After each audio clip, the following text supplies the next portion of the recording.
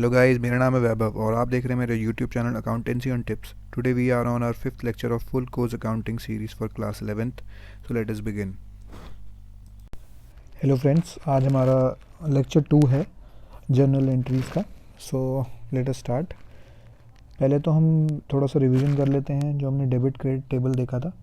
ठीक है, तो हमने ये देखा था कि असेट्स, एक्सपेंसेस एंड लॉसेस, कौन कौन से असेट, एक्सपेंसेस एंड लॉसेस अगर इंक्रीज़ होते हैं तो वी डेबिट दोस, अगर वो डिक्रीज़ होते हैं तो हम उनको क्रेडिट करते हैं।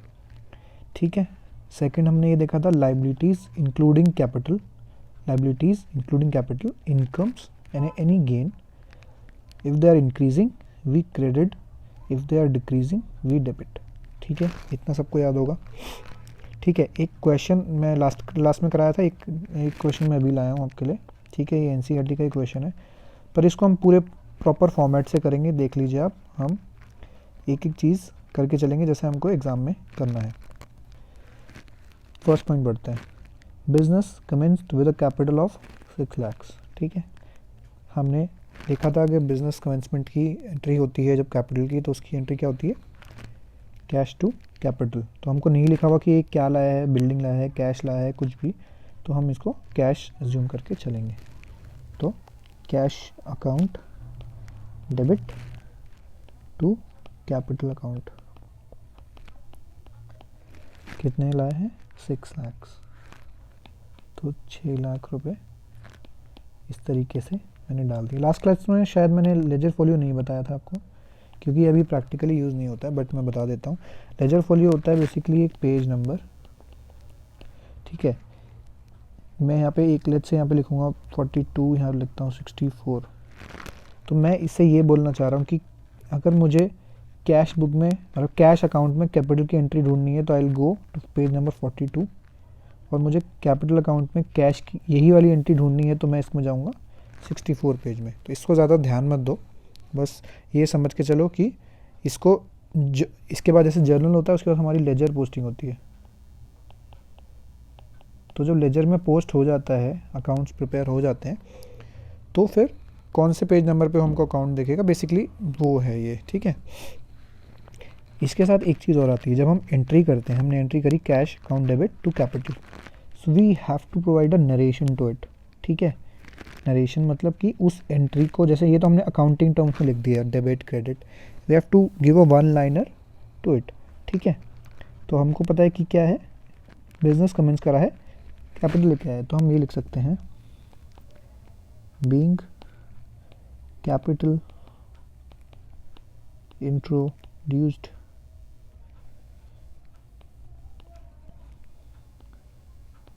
With cash, that's it.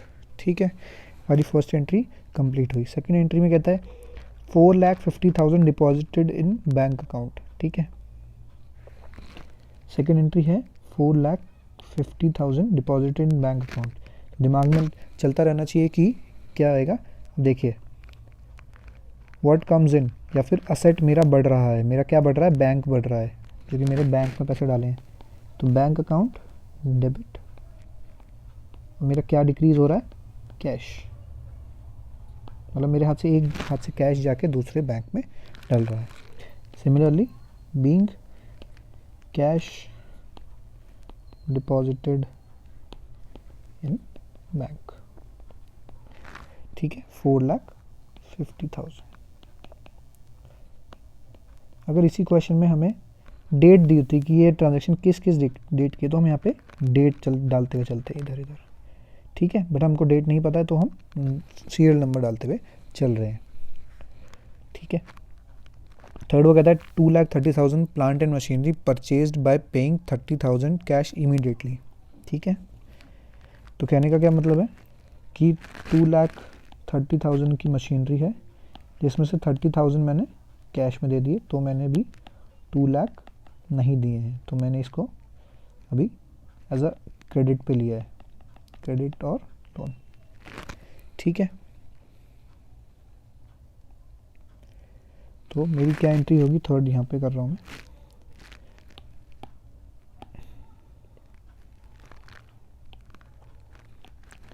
Plant and machinery account debit to cash. ठीक है, हमने किससे ख़रीदा है, नहीं लिखा हुआ अभी किससे ख़रीदा है। ठीक है, तो हम यहाँ पे क्या डालेंगे, और टू क्या हो जाएगा, क्रेडिटर अकाउंट। ठीक है, तो हमने क्या देखा, प्लांट एंड मशीनरी असेट हमारा इंक्रीज़ हो रहा है तो डेबिट, कैश हमारी जेब से जा रहा है तो क्रेडिट। क्रेडिटर क्यों क्रेडिट किया, क्योंकि liability is increasing, liability is increasing.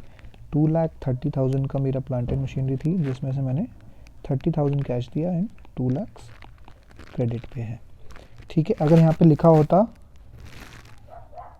Purchased from Ram या कोई भी नाम XYZ एनीथिंग, तो हम क्रेडिटर की जगह उसका नाम डालते। ठीक है, अभी नाम कोई नहीं गिवन तो हम क्रेडिटर लिख रहे हैं। यहाँ पे मैं 4th एंट्री कर देता हूँ। Let's say purchase goods worth 40,000 for cash and 45,000 on account. On account मतलब कि बैंक की बात कर रहा है। Purchase goods worth ₹40,000 cash and 45,000 on bank account. So मैंने परचेज़ करा है, तो मैंने नोट लिखवाया था आपको, अगर हम अपने गुड्स परचेज़ करते हैं जिसमें हम डील करते हैं, तो जब वो ख़रीदे जाते हैं तो परचेज़ अकाउंट डेबिट होता है। पर कोई ऐसी चीज़ जिसमें हम डील नहीं करते, हमारे एसेट, जैसे कि ऊपर वाली एंट्री में था प्लांट एंड मशीनरी, तो हमने परचेज़ ना डेबिट करके प्लांट एंड मशीनरी डेबिट किया। सो परचेज़ अकाउंट डेबिट टू, वो कह रहा है 40,000 कैश में लिया है और ऑन अकाउंट, और 45,000 बैंक से पे करा है। देखो, purchase goods worth ₹40,000 for cash and 45,000 on account. तो टोटल मैंने इधर 40,000 डाला, मतलब कि 40,000 के कैश लिया है, 45,000 का बैंक से पे करा है, तो मैंने टोटल तो 85,000 की गुड्स लिए ना। ठीक है, नरेशन आप डाल सकते हो कुछ भी, यहाँ पे मैंने यहाँ पे डालना मेरे रह गए, मैं यहाँ लिख देता हूँ being plant and machinery purchased. यहाँ हम लिख सकते हो बीइंग गुड्स परचेज्ड। ठीक है, 4th हो गया। Let's say 5th, paid cheque of 2 lakh to the supplier of plant and machinery. तो देखो, हमने यहाँ पे 2 लाख के अभी देने थे ना हमको, इसको 2 लाख रुपए हमने क्रेडिटर था ना। अब हमको ये क्रेडिटर को क्लोज करना है, क्योंकि वो कह रहा है हमने इसको 2 लाख रुपए को पे कर दिया है वापस। ऑन कैश में पे करा है कि बैंक में, पेड अ चेक, चेक से पे करा है। ठीक है, तो अब देखो, क्रेडिटर में डेबिट करूँगा, दोनों चीज़ें सोचनी है। हम क्यों डेबिट कर रहे हैं, क्योंकि माई लाइबिलिटी इज़ डिक्रीजिंग। मेरा क्रेडिटर एक लाइबिलिटी है, जो क्रेडिट लाइबिलिटी डिक्रीज़ कर रहे हैं। तो जब भी लाइबिलिटी डिक्रीज़ होती है तो we debit the amount. Second चीज़, क्रेडिटर अभी मैंने यहाँ पे क्रेडिट करा था, तो जब मेरे को उसको बंद करना है, अब मुझे उसे क्लोज करना है। ठीक है, तो अब हम इसको डेबिट कर देंगे, 2 लाख से ही डेबिट कर देंगे। अगर आप नेट देखोगे तो ना मेरा अब ये एंट्री भी कट गई और ये एंट्री भी कट गई, पर ऐसे काटनी ही नहीं है वहाँ पे पेपर में, बस मैं आपको समझाने के लिए दिखा रहा था। ठीक है, क्रेडिटर अकाउंट डेबिट टू, मैंने कैसे पे करा है इसे, चेक से 2 लाख रुपए। तो चेक मतलब बैंक, 2 लाख। नरेशन लग सकते हैं being amount paid to creditor. Narration में आप कोई ऐसा स्पेसिफिक नहीं होता, कुछ भी लिख सकते हो आप, अपनी मर्जी से कुछ भी लिख सकते थे ऐसे कि being cheque issued to the creditor, आप कुछ भी लिख सकते हो यहाँ पे। ठीक है, इसमें आपकी डिस्क्रिप्शन है। 6th entry, 70,000 cash sales of goods costing 50,000। 70,000 cash sales of goods costing 50,000। मैंने आपको एक बार बताया था कि जब हम गुड्स में प्रॉफिट कमाते हैं तो हम उस प्रॉफिट अलग से रिकग्नाइज नहीं करते। मैं बताता हूँ मैं क्या बोलना चाह रहा हूँ। कैश सेल करी है, कैश अकाउंट, कैश मेरे पास आया क्योंकि मैंने सेल करी है, कैश आया टू सेल्स अकाउंट, कितना था 70,000।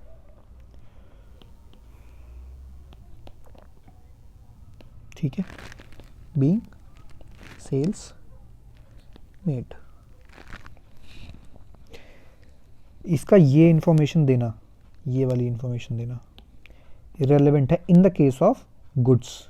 अगर वो सेम चीज़ अगर वो बोलता है आगे, जैसे बोला हुआ नहीं बोला हुआ, तो वो बोलता है ये जो हमने प्लांट एंड मशीनरी खरीदी थी ये वाली, इसको मैंने प्रॉफिट पे बेच दिया, 2,30,000 खरीदी, मैंने 2.5 लाख की बेच दी, तब हम प्रॉफिट एलिमेंट को क्रेडिट करते, बट क्योंकि सेल्स खुद एक सेल्स में इंक्लूडेड होता है प्रॉफिट एलिमेंट, तो हम अभी अलग से प्रॉफिट की एंट्री नहीं मारेंगे। ठीक है, 7th एंट्री देख लेते हैं हम। Withdrawn by the proprietor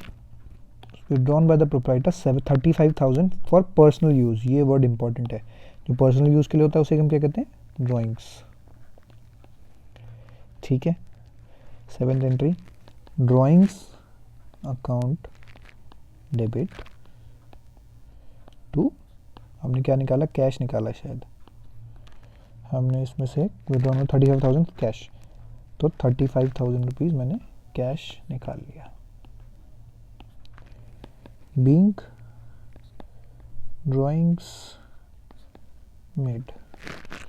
8th entry, 8th में कह रहा है insurance paid by cheque 2,500, insurance pay करा मैंने, तो मेरा एक्सपेंस है इंश्योरेंस, तो मेरा इंश्योरेंस एक्सपेंस, इसको ऐसे लिख सकते हो, इंश्योरेंस एक्सपेंस अकाउंट डेबिट, क्योंकि एक्सपेंस मेरा जब भी इंक्रीज होता है तो हम डेबिट करते हैं टू, बैंक से पे करा है, चेक से, टू बैंक, 2,500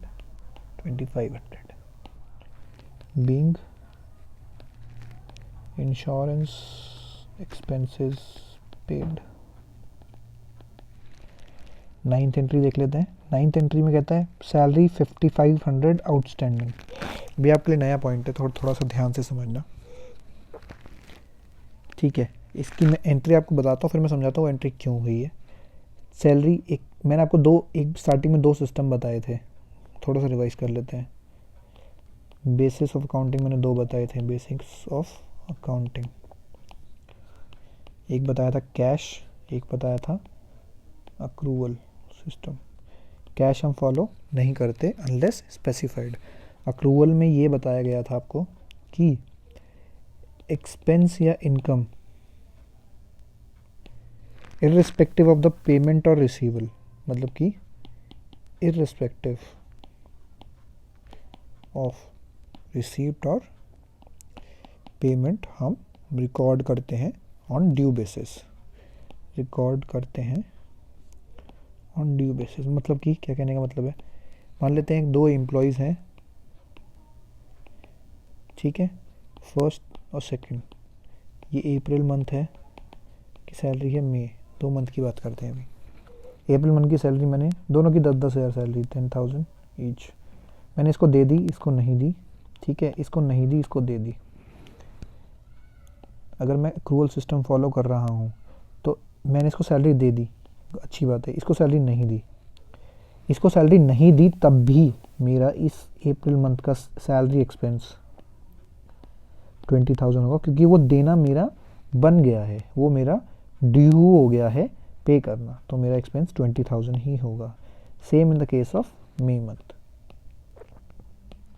इसको मैंने सैलरी नहीं दी है, but irrespective of the payment we record on the basis of, I mean on due basis, ठीक है। तो वो भी यही कह रहा है, वो क्या कह रहा है कि सैलरी आउटस्टैंडिंग है 5,500, मैंने नहीं पे करी, ठीक है, 5,500 रुपये। आउटस्टैंडिंग का क्या मतलब होता है, not paid, due but not paid, इसको लिख लेना। आउटस्टैंडिंग मतलब ड्यू बट नॉट पेड, ठीक है। तो ड्यू के बेसिस पे हमको सैलरी रिकॉर्ड तो करनी पड़ेगी, तो हम सैलरी का हमारा एक्सपेंस हो गया है, ध्यान देना बच्चों, मतलब कि ऐसा नहीं बोलेंगे कि हमारा एक्सपेंस नहीं हुआ है, सैलरी एक्सपेंस डेबिट हो चुका है। कितने से था, 5,500 से हमारा सैलरी अकाउंट डेबिट हो गया। अब क्रेडिट क्या करेंगे, बस ये ध्यान रखना, अब सुनना, सैलरी एक्सपेंस मेरा एक्सपेंस हो गया है, पर मैंने उसकी पेमेंट कर दी है, नहीं करी, क्या मुझे करनी है, हाँ, सैलरी तो मेरे को कर देनी पड़ेगी ना, तो सैलरी एक्सपेंस आउटस्टैंडिंग, सिंपल, ये बस थोड़ा सा ध्यान रखना। सैलरी एक्सपेंस आउटस्टैंडिंग मेरी एक लाइबिलिटी होती है, मतलब नॉमेनक्लेचर है, मतलब नाम है बस उसका, सैलरी एक्सपेंस आउटस्टैंडिंग, मतलब वो वैसे एक तरीके का ये है कि हमको पे करना है, ठीक है, 5,500। इधर आप लिख सकते हो बीइंग सैलरी एक्सपेंस ड्यू। ठीक है, अब यही एक्सपेंस मान लेते हैं कोई और एक्सपेंस होता है, यहाँ पे होता है सैलरी नहीं होके इंटरनेट एक्सपेंस होता है, इंटरनेट ब्रॉडबैंड चार्जेस। तो क्या लिखते हैं हम इसको, internet expenses to internet expenses outstanding. जो एक्सपेंस ड्यू हो चुका है पर पे नहीं हुआ उसको ऐसे डील करते हैं। 10th एंट्री देखते हैं क्या है, furniture of 30,000 purchase in cash. Simple है, सिंपल है, furniture account debit to cash 30,000 being furniture purchased. ये देख लो आप, मैं जूम आउट करके दिखाता हूँ, ये है हमारा प्रॉपर जर्नल का फॉर्मेट। इस तरीके से हम एंट्रीज करके चलेंगे पेपर में। ठीक है, अब थोड़ा सा मैं आपको थोड़ा सा थ्योरी बता देता हूँ और इम्पॉर्टेंट टॉपिक्स आएंगे वो बता देता हूँ थोड़े से। सिंपल एंड कंपाउंड, ये आप सब कर, जो मैं आपको आगे बताऊंगा वो सब कर चुके हो अब आप, बस आपको ये पता लगेगा कि अच्छा ये हमने कर लिया है। Simple and compound journal entries. Simple कौन सी, जिसमें एक अकाउंट ही डेबिट होता है और एक ही अकाउंट क्रेडिट होता है, जैसे कि ये वाली एंट्री लेट्स से, ये एंट्री एक अकाउंट ही डेबिट हुआ और एक अकाउंट ही क्रेडिट हुआ, दीज आर कॉल्ड। जैसे एक और एंट्री ये वाली एंट्री, ठीक है, इंश्योरेंस वाली एंट्री, ये सब एक डेबिट होता है और एक क्रेडिट होता है। कंपाउंड में क्या कह रहा है, वन और मोर अकाउंट इज डेबिटेड, या तो वन और more account is debited. Let's say ये वाला केस छोड़ के सारे केस कंपाउंड है, जैसे कि ये वाला देखो, ये entry purchase account debit to cash to bank की कंपाउंड एंट्री है। ठीक है, अब मैं आपको बताता हूँ कंपाउंड एंट्री को हम क्या कर सकते हैं। हमने ऊपर एंट्री देखो, हमने अभी एंट्री करी purchase account debit to cash to bank, हमने करी थी ये एंट्री भी। कंपाउंड एंट्री में खुद एक इससे ज़्यादा एंट्री छुपी होती हैं। क्या कहना चाह रहे हो सर, बताना ज़रा। इस एंट्री को मैं दो भागों में बांट सकता हूँ। पहली एंट्री परचेज किया कैश में, दूसरी एंट्री में ये कर सकता, मतलब मैं इस तरीके से भी इसको शो कर सकता था दो बारी। ये एंट्री भी ठीक है, ये एंट्री भी ठीक है। इसको बोलेंगे कंपाउंड एंट्रीज, इन दोनों को बोलेंगे सिंपल जनरल एंट्रीज। ठीक है,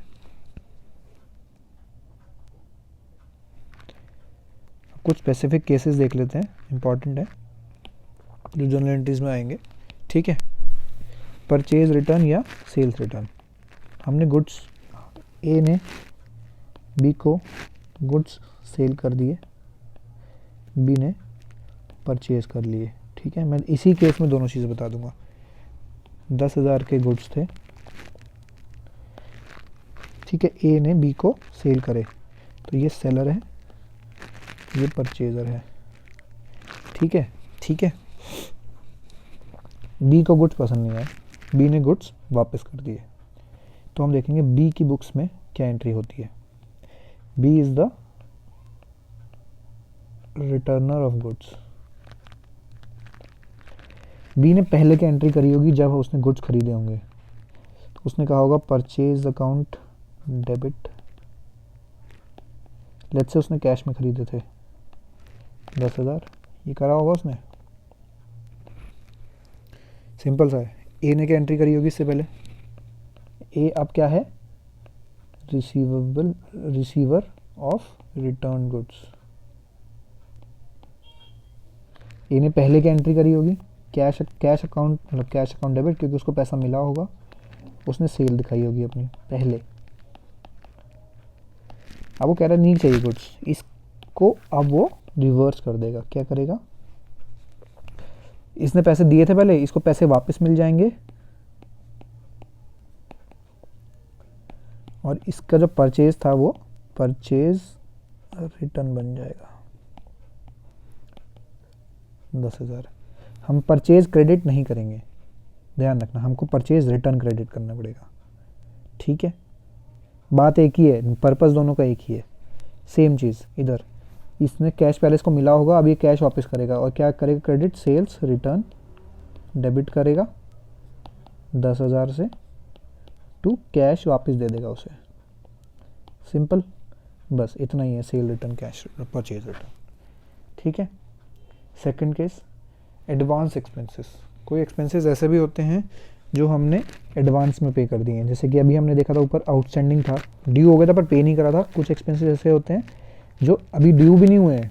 एडवांस किसको बोलेंगे, paid but not due yet, अभी तक ड्यू नहीं देना था हमको, अभी एक थोड़ा टाइम बाद देना था बट हमने पहले ही दे दिया। एग्जाम्पल, मेरा रेंट, मैं rent paid in advance for 1 month ₹15,000। ठीक है। ठीक है। अगर मैं नॉर्मल केस में पे करता, मतलब जब वो ड्यू होता मैं तभी पे करता, मैं क्या लिखता, जो भी एक्सपेंस है रेंट एक्सपेंस टू कैश पे करता मैं उसे, कितना 15,000, बट वो अभी ड्यू नहीं हुआ है, मैंने उसको पहले ही पे कर दिया। ठीक है। तो मैं अब क्या एंट्री करूँगा, advance rent expense debit, account debit to cash. Cash तो गया है मेरी जेब से, कैश तो गया है, दोनों केस में कैश गया है। अब मेरे को बस इसमें नाम का फ़र्क है, तुम देखो इसमें सिर्फ नाम का फ़र्क है, कुछ और भी फ़र्क है, नेचर समझो। अब नेचर समझो, ये रेंट एक्सपेंस अगर नॉर्मल केस में होता, दिस इज़ माई एक्सपेंस, इसका एक्सपेंस नेचर है, बट ये एडवांस रेंट जो मैंने पे कर दिया ये मेरा एक्सपेंस नहीं है, समझो बात को, ये मेरा एसेट है। दिस इज माई राइट कि मैं आगे उसको पे ना करूं। ध्यान से समझो, एडवांस रेंट मेरा एसेट है, it is not an expense, it is not an expense. इसको दिमाग में अच्छे से डालो। ठीक है। एडवांस रेंट एक्सपेंस मेरा असेट है, और असेट बढ़ता है तो डेबिट करते हैं, सिंपल सा बात है। डेबिट तो इसलिए करा है, इधर क्यों करा है, क्योंकि एक्सपेंस हमारा डेबिट होता है। समझ आ गया। इसको एक बार और देखना अगर समझ नहीं आएगा। ठीक है। आउटस्टैंडिंग एक्सपेंसेस क्या होते हैं, आउटस्टैंडिंग एक्सपेंसेस अभी भी ऊपर भी हमने करा। ठीक है। इसको लिखेंगे क्या, due but not yet paid, मतलब मेरा देना बनता है, ऊपर हम पढ़ चुके हैं इसको सैलरी एक्सपेंस में। रेंट में ही देखेंगे इसको एक बार, rent not paid for 1 month, तुम्हें बिल्कुल अच्छे समझ में आएगा। अगर मैं नॉर्मल केस में रेंट पे करता, नॉर्म सेम एंट्री करता, रेंट टू कैश, पर मैंने एंट्री करी, मतलब मैंने कैश रेंट पे करा नहीं, पे करा मैंने, रेंट पे नहीं करा, पर एज पर अक्रूवल मुझे उसको बुक करना पड़ेगा, एज पर अक्रूवल मुझे उसे बुक करना पड़ेगा। तो मैं क्या लिखूंगा, rent expense, rent expense debit, क्योंकि मेरा खर्चा हो चुका है, खर्चा हो चुका है। ध्यान से, ऊपर केस में, एडवांस के केस में मेरा खर्चा नहीं हुआ है। खर्चा कब होता है, जब व्हेन इट इज़ ड्यू। मैं फिर बोल रहा हूँ, खर्चा कब होता है, व्हेन इट इज़ ड्यू। मैंने आपको अभी बताया, इधर ड्यू बेसिस पे खर्चा कब होता है, जब हमारा ड्यू होता है, पेमेंट से कोई मतलब नहीं है। ठीक है। तो मेरा इधर ड्यू हो गया, पेड बट नॉट ड्यू, तो मेरा इधर ड्यू नहीं हुआ था अभी, तो मेरा खर्चा भी नहीं हुआ है। जब ये खर्चा, अब देखो, लेट्स से, चलो अभी इसमें आउटस्टैंडिंग में रहते हैं, मैं वापस आऊँगा उस पर भी। तो मैंने क्या बोला आपको, रिकॉर्ड होता है ड्यू बेसिस पे। ये ड्यू हो चुका है, ये मेरा ड्यू हो चुका है, तो मेरा खर्चा तो हो गया है, तो मुझे रेंट अकाउंट डेबिट करना पड़ेगा टू रेंट एक्सपेंस आउटस्टैंडिंग, क्योंकि मुझे अभी ये पे करना है, अभी मैंने पे नहीं किया है। एंड जैसे मैंने आपको एडवांस में बताया था सेम चीज़ यहाँ देखो, ये मेरा रेंट एक्सपेंस आउटस्टैंडिंग क्या है मेरी, it is not an expense, it is my liability. Expense मेरा नहीं है ये, समझो बात को, समझ गए। Rent expense outstanding is my liability. जैसे मेरा एडवांस रेंट एक्सपेंस मेरा असेट था, ये मेरी लाइबिलिटी है। ठीक है, ठीक है। एक स्टेप और आगे जाते हैं दोनों केसेस में। अभी इसमें क्या था, पेड बट नॉट ड्यू। ये अब ड्यू हो गया, मान लो 1 महीना खत्म हो गया और मेरा ड्यू हो गया। अब मेरे को सच में रेंट देना है, पर मैं फिर से दूंगा रेंट उसे, क्योंकि मैं तो एडवांस में पे कर चुका हूँ। मैं अब रेंट पे नहीं करूँगा, रेंट पे नहीं करूँगा। पर मेरा खर्चा तो अभी तक बुक नहीं हुआ है क्योंकि ड्यू नहीं हुआ था। अब मैं खर्चा अपना बुक कर लूँगा। रेंट एक्सपेंस डेबिट, क्रेडिट क्या करूँगा, ये जो मैंने असेट बना रखा था ना अभी तक, इसको मैं ख़त्म कर दूँगा। एडवांस रेंट एक्सपेंस 15,000 से, क्योंकि देखो मैं कैश क्रेडिट नहीं कर सकता क्योंकि मैं कैश पे कर चुका हूँ एक बार। तो मेरे पास जो मेरा असेट बना के घूम रहा था मैं अब, कि भाई मैंने एडवांस दे रखा है, मैंने एडवांस दे रखा है, पर वो एडवांस का रोल, अब मैंने वो एडवांस का रोल अब ख़त्म हो गया यहाँ पे, तो मैंने उसको क्रेडिट कर दिया। मन मन में सोचना है, ये एडवांस इससे कट गया। तो नेट एंट्री क्या दिख रही है तुम्हें, रेंट टू कैश दिख रहा है, रेंट टू, ये देखो बस रेंट टू कैश। तो यही तो एंट्री चाहिए हमें, एट द एंड एक्सपेंस की एंट्री यही तो होती है, रेंट टू कैश या रेंट टू बैंक। वो अब हो गई है। ठीक है, सेम चीज़ अब यहाँ देखो, ये चीज़ अभी तक क्या था, ड्यू बट नॉट पेड। अब मैं जब इसको पे कर दूंगा, जब मैं इसको पे कर दूंगा, तो रेंट एक्सपेंस जो मैं आउटस्टैंडिंग लेके घूम रहा था कि भाई मुझे देना है, अभी देना है, देना है, उसको ख़त्म करो। क्रेडिट करा था ना पहले, क्रेडिट करा था ना पहले, अब इसको डेबिट करके ख़त्म करो। और अब तो मुझे पे करना पड़ेगा क्योंकि मैंने अभी तक पे कहाँ करा। देखो इस केस में क्या था, rent not paid for 1 month था ना, अभी मैंने इसको, अब इसको मैं पे करके अब इसको ख़त्म कर दूंगा। ठीक है, अब तो मन मन में सोचो, ये रेंट एक्सपेंसेस, ये रेंट गया, क्या बचा नेट, रेंट टू कैश। दोनों केसेस में ध्यान से मैं फिर बता देता हूँ आपको। एडवांस एक्सपेंस मेरा एक ऐसा एक्सपेंस होता है जो हम पहले ही पे कर देते हैं, जो ड्यू भी नहीं हुआ है अभी एक्सपेंस, पर मैंने उसको पे कर दिया। क्या एंट्री करते हैं हम, असेट हमें एक प्रिपेयर करना पड़ेगा, एक क्रिएट करना पड़ेगा एसेट, क्योंकि वो अभी मेरा ड्यू नहीं हुआ है और मैंने जल्दी पे कर दिया, तो मेरे पास एक राइट है आगे ना पे करने का। तो advance rent expense to cash, क्योंकि कैश तो मैंने दिया है।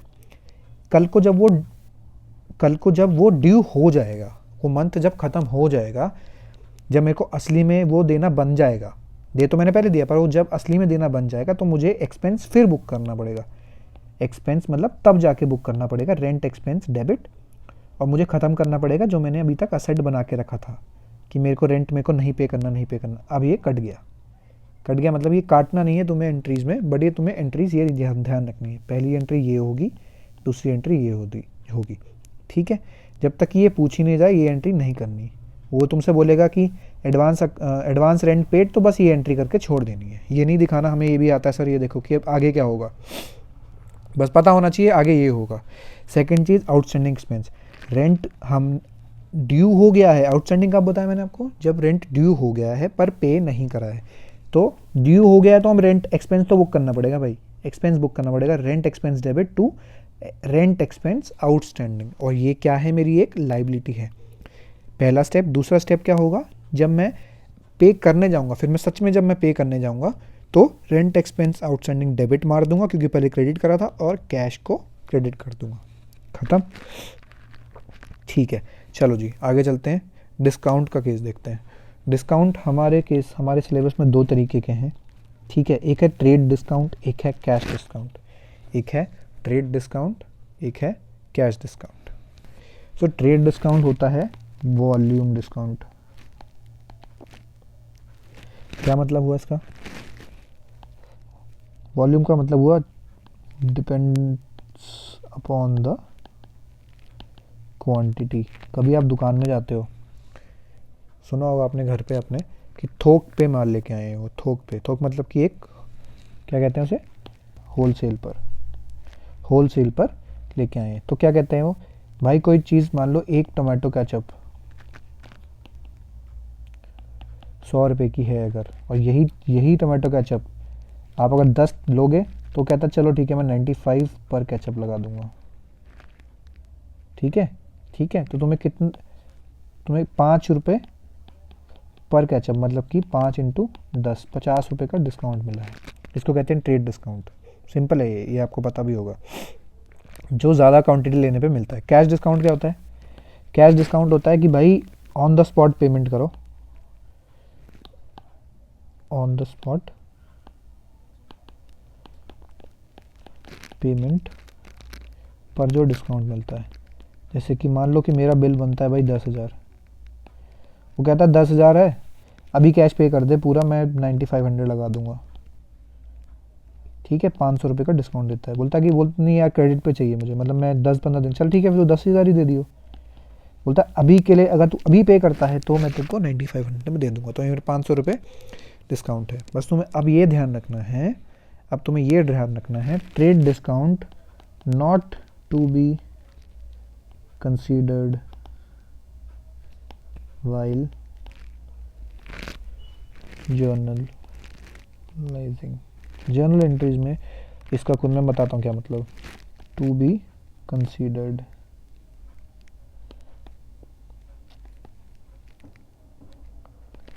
मान लेते हैं क्वेश्चन में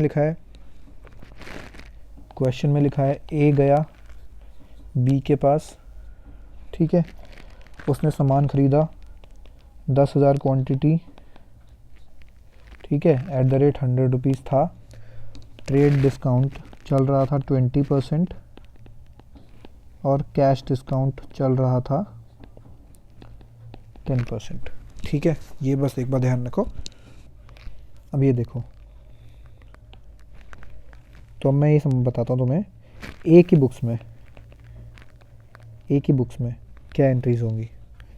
ए ने परचेज़ करा है बी से, ठीक है, ए ने परचेज़ करा है बी से, और ये इसी चीज़ में डील करता है, इसी क्वांटिटी में, मतलब इसी जो भी खरीद रहा है उसमें डील करता है। तो परचेज अकाउंट डेबिट कितना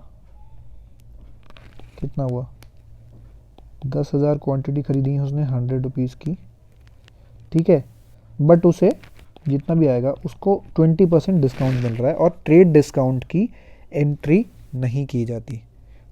तो 20% डिस्काउंट मतलब कि 80% में पड़ा उसे, ठीक कर देना 80, 1 2 3 4, 8 लाख का टू बी से, ठीक है। इसकी कंडीशन ये थी कैश डिस्काउंट की, भाई तुम 15 दिन में पेमेंट करोगे तो 10% डिस्काउंट है। तो बी, अभी उसने पे नहीं करा तो बी अकाउंट क्रेडिट करा, क्रेडिट मतलब कि क्रेडिटर हो गया ना उसका, क्या हो गया इसका, ठीक है, ये हो गई ए की बुक्स में, ठीक है। जब उसने पेमेंट करी तो उसने क्या करी, 15 दिन में आके पेमेंट करेगा तो बी अकाउंट डेबिट, बी को कितने देने हैं, 8 लाख, बी को 8 लाख देने हैं, टू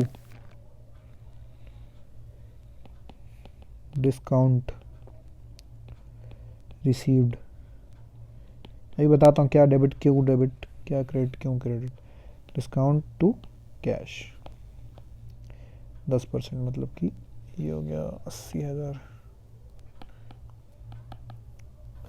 बात समझना, मैंने तुम्हें क्या बताया कि ट्रेड डिस्काउंट की जनरलाइजिंग नहीं होती, ट्रेड डिस्काउंट की एंट्री कुछ नहीं होती। तो हम ये नहीं करेंगे कि परचेज भी डिस्काउंट को एंट्री में कहीं नहीं दिखाएंगे, सीधा अमाउंट ट्रेड डिस्काउंट से लेस करके दिखाएंगे, ठीक है। सीधा अमाउंट मैंने 80% कर दिया था, ट्रेड डिस्काउंट 20% था, तो इसका मतलब कि 20% को हटा के 80% पे मैंने रिकॉर्ड किया। परचेज अकाउंट डेबिट करा 8 लाख से, 8 लाख डेबिट करा, और टू बी क्यों करा, क्योंकि मैंने अभी पेमेंट नहीं करी उसे, मैं 15 दिन के अंदर पेमेंट करूंगा पर अभी नहीं करी है।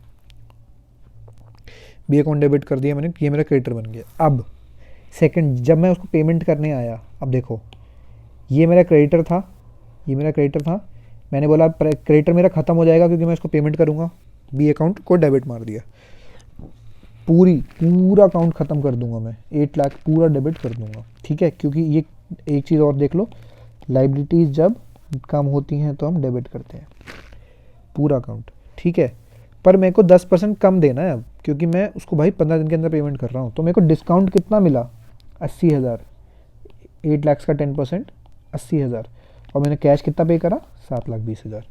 तो इस डिस्काउंट की तो एंट्री हुई, ये देखो तुम, मैंने क्रेडिट करा है ना अकाउंट डिस्काउंट, इसकी तो एंट्री हुई, बट जो ट्रेड डिस्काउंट था उसको मैंने अमाउंट को एडजस्ट करके ही दिखाया है, उसको अलग से नहीं लिखा मैंने, ठीक है। अब तुम बोलोगे सर ये डिस्काउंट रिसीव क्रेडिट क्यों करा है, एज पर टेबल भी बता दो, क्योंकि हमने देखा था all liabilities income and gains, ये मेरा गेन ही तो है, डिस्काउंट मुझे मिला है तो मेरा गेन है ना।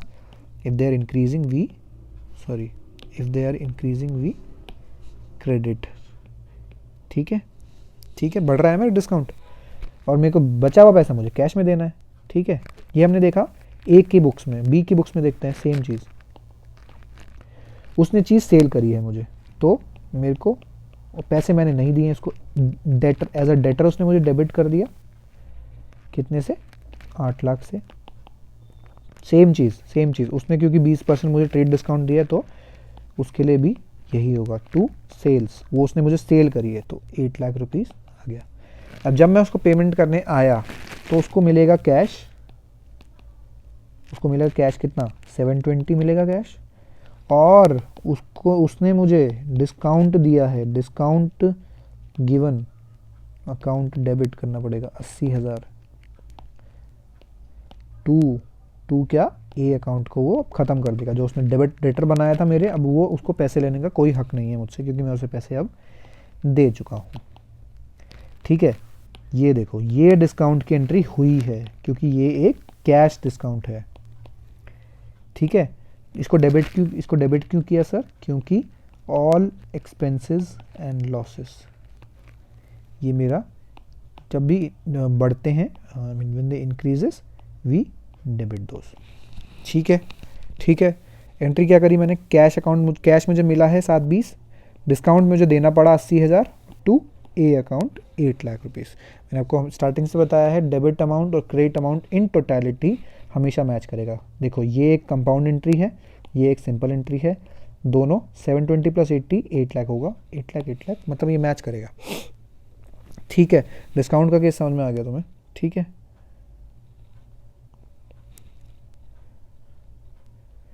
अब रिबेट भी एक डिस्काउंट की तरह ही होता है, बट रीजंस इसके अलग होते हैं, कुछ भी हो सकता है, जैसे कि फॉर एग्जांपल गुड्स डिफेक्टिव निकले तो उन्होंने बोला कि चलो मैं तुम्हारे 20% को आपको रिबेट दे देता हूँ, ठीक है। मान लो कि ए गया बी के पास शूज़ खरीदने, ठीक है, ए गया बी के पास शूज़ खरीदने, इसने शूज़ खरीदे तो पर गुड्स डिफेक्टिव निकले, ठीक है। तो उसने कहा चलो ठीक है 10,000 के गुड्स थे, मैं तुम्हें 20% रिबेट दे देता हूँ, ठीक है। और रिबेट को हमको किसकी तरह कंसिडर करना है, मैं लिख रहा हूँ इसे, consider it as a cash discount. मैं क्यों बोल रहा हूँ ये, क्योंकि इसकी एंट्री बुक्स में की जाती है। ए क्या बुक्स में एंट्री करेगा, परचेज अकाउंट डेबिट, ठीक है, टू बी अकाउंट, ठीक है। क्या हुआ, परचेज कितने का करा इसने, परचेज करा इसने 10,000 का, बी को कितने देने इसने, बी को तो 8,000 ही देने, टू रिबेट रिसीव्ड 2,000 रुपये। सर बी को क्यों 8,000 देना, तुम सोचो, मैंने बी को क्रेडिट 8,000 से क्यों करा है क्रेडिट, तुम ये सोचो, मुझे बी, अब ए कह रहा है मुझे बी को सिर्फ 8,000 देने, हाँ 8,000 तो देना है, क्यों, क्योंकि 10,000 में से 20% तो उसने मुझे डिस्काउंट दे दिया, रिबेट दे दिया, ठीक है। तो मेरे को 8,000 ही बुक बी मेरा क्रेडिटर है, सिर्फ 8,000 के लिए है, 2,000 का मुझे रिबेट रिसीव हो गया। सेम चीज़ बी की बुक्स में, ठीक है, A account debit rebate given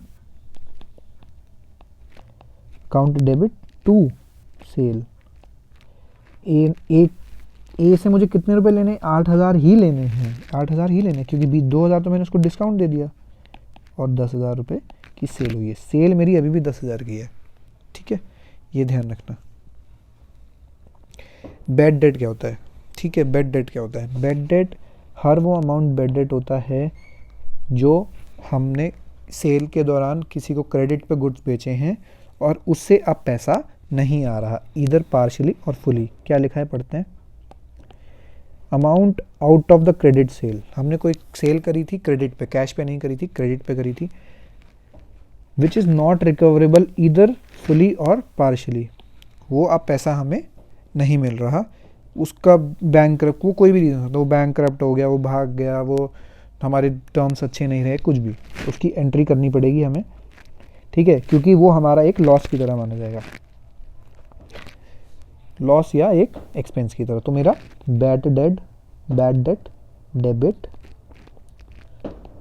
ठीक है। पहले मैं बताता हूँ तुम्हें क्या एंट्री करी होगी। मैंने जब पहले गुड्स बेचे होंगे, मान लो ए को मैंने गुड्स बेचे, तो ए अकाउंट डेबिट किया होगा, डेटर बनाया होगा, टू सेल करा होगा 10,000 से, लेट्स से 10,000 का मैंने गुड्स बेचे थे ए को क्रेडिट पे, ठीक है।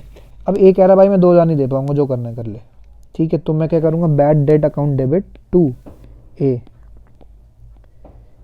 2,000 से, सिर्फ 2,000 की एंट्री होगी। सर ये बैड डेट तो समझ में आ गया कि चलो खर्चा है तो मैंने डेबिट कर दिया, ए क्यों क्रेडिट कर दिया, इसका मतलब समझो, ये ए क्रेडिट क्यों किया, ए से, ए को मैंने ए से अब 2,000 कम लेने हैं। पहले मुझे ए से कितने लेने थे, इधर देखो, पहले मुझे ए से लेने थे 10,000 रुपये, ठीक है। अब मैं कह रहा हूँ भाई ए चल तू यार, तेरा 2,000 मैं क्रेडिट कर देता हूँ, 10,000 अभी देखो 10,000 डेबिट हो रखा है, 2,000 मैं क्रेडिट कर देता हूँ। मैं कहता हूँ चल 2,000 तू अब कम दियो, क्योंकि तू नहीं दे पा रहा, तो bad debt account debit to a, ठीक है, सिंपल सा है। सेकंड चीज़, कल को ए आता है, अरे यार मेरा सिचुएशन ठीक हो गई है, अब मैं देखो पैसे दे सकता हूँ, बैड डेट रिकवर कहते हैं उस केस को। कुछ क्या, फिर क्या करेंगे, अब या तो वो कहेगा कि भाई कैश ले ले, या तो कहेगा चल मैं ठीक है देखो देने के अब मैं कंडीशन में हूँ, तो मैं अभी नहीं दूंगा तेरे को, पर मैं दे दूंगा। तो मैं क्या करूँगा, ए को मैं फिर से डेबिट कर दूंगा 2,000 से, कि ठीक है 2,000 रुपये मेरा फिर से डेबिट डेटर बन गया, to bad debt recovered account. समझे कि नहीं समझे?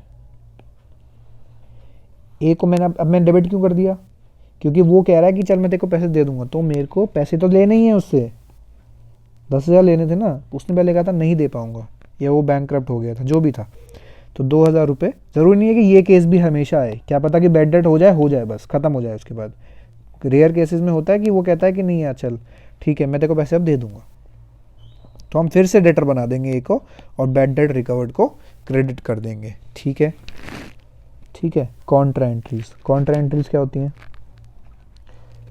Entries between cash and bank. मैंने कैश उठा के बैंक में डाला, बैंक उठा के कैश में डाला, मतलब सॉरी, कैश उठा के बैंक में डाला, पैसे निकाल के फिर कैश ले आया मैं, ठीक है। ये एंट्रीज को हम कॉन्ट्रा एंट्रीज कहते हैं, कि जैसे कि बैंक अकाउंट डेबिट करा, कैश डाल दिया बैंक में, पहली एंट्री, मैंने कैश निकाल लिया बैंक से, दूसरी एंट्री, मतलब ऐसे तरीके से एंट्रीज को जिसमें कैश और बैंक इन्वॉल्व होते हैं उन्हें हम कॉन्ट्रा एंट्रीज कहते हैं। चलो बच्चों आज के लिए बस इतना ही, मिलते हैं नेक्स्ट क्लास में, इसको रिवाइज करके आना फिर हम पढ़ते हैं। दोस्तों आज की वीडियो के लिए बस इतना ही, मिलते हैं नेक्स्ट वीडियो में, तब तक के लिए बाय बाय, जय हिंद।